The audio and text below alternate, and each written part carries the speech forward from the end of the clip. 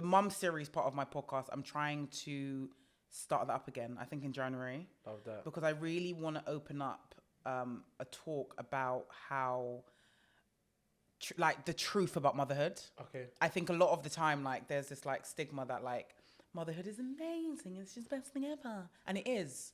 But it's also extremely hard. Yeah. And I think it's important for us to just be honest that, like, I'm not enjoying this. I'm not enjoying this season.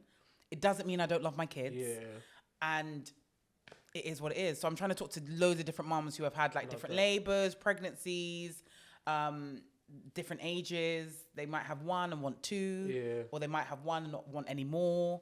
Do you know what I mean? Like, just what to would be you honest. say is the hardest thing about motherhood? Oh, my God. Yeah. What would you say, like, the everything hardest else. thing? Okay, just. Like, I feel like I could mother my boys with my eyes closed. Yeah. It's everything else. It's having to work. It's having to, like, how everything's going up in price. It's having to remember to answer doctor's appointments and emails and, like, show up for my husband and show up for my friends and show up for, keep the house clean. And it's just everything else. And I think life doesn't stop. Yeah.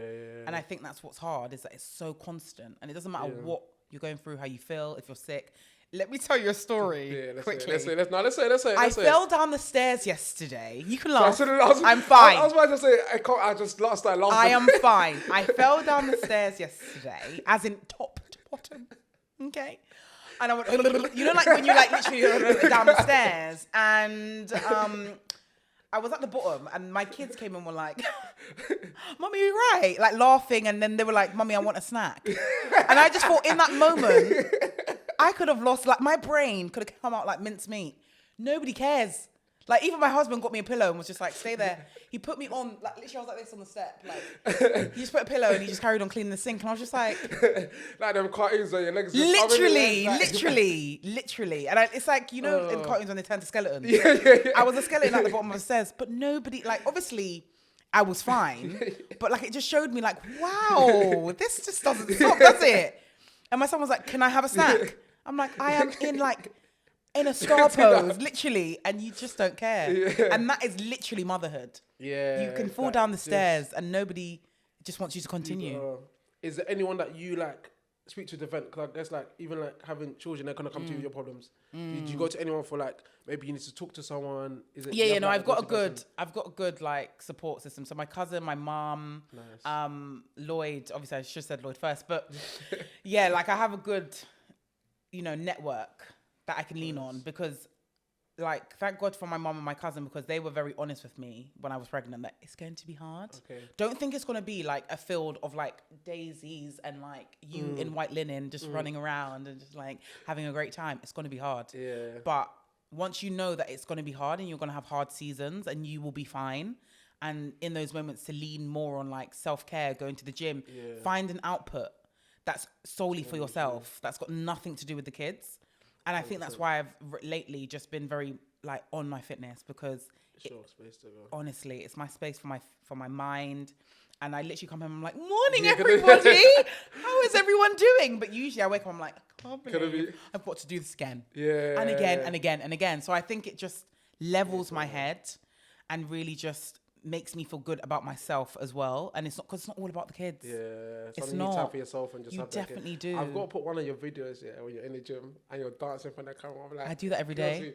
Every morning I see it, I do that every day. Does anyone ever walk in and think, I'm going to feel, some women. So what is this? I've got to put a video on the screen. You've got to send me a video of you doing it. I've got plenty. Just so I can put it on the screen and people might watch it and be like, what is this woman doing? The other day there was a woman who was, like, looking in the mirror, like, I think she was doing her makeup with her. And I literally just took off my jacket and I was just literally just dancing. She was like, was it? You know, like that awkward, like yeah, it's are you alright? Okay? Yeah. And I was just like, put my jacket in my locker and I just went and did my workout. Because I have to, like, it's like I made it here. I'm so proud of you, dance.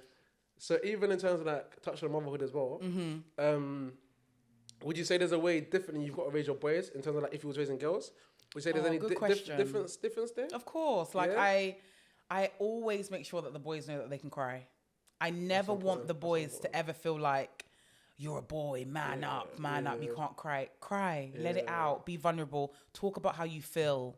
So, like, if my son, like, my oldest is he reminds me of me, he's very emotional. Okay. He feels things heavy.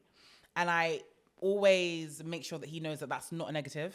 That's so like, important. Feel it. go through it. Like if he has like a meltdown, I let him have it. I'm like, I'm here. Just let me know when you're finished. Because it's not my job to kind of stop that. Because once I stop that, that's how you grow up. You become one of those boys that don't know how to talk about their feelings and they're just angry all the time. And it's like, you can be frustrated, but you don't need to be aggressive or, you know what I mean? It doesn't have to have one face. So I think I think it's really important. And also just to know that like, I'm always there and you can always come to me to talk to me about anything, you know? So yeah, it's definitely different, especially young black boys in London. Like it's very different. And you know, I'm already anxious about them being 18. They're 5 and 3. And I'm like, it's just too much. I just don't think we can live here. But this is it. Like, even me growing up like as a black boy in London, like, number one, again, going back to what you said, people would tell you, you can't let your emotions show and stuff like that. I personally had like, that happened so many times. So it's important that you understood that from early. Number two, like, a lot of problems come to you. Like, again, speaking from experience, like for example, you might be in like a certain area. Boys might come to you and just try something just because you look a certain way. You might look like you're involved and you have to like either defend yourself or do what naturally, and that could kind of turn people to move a certain way. So it's very important that you're installing this from early into them. So it's like and also just growing up.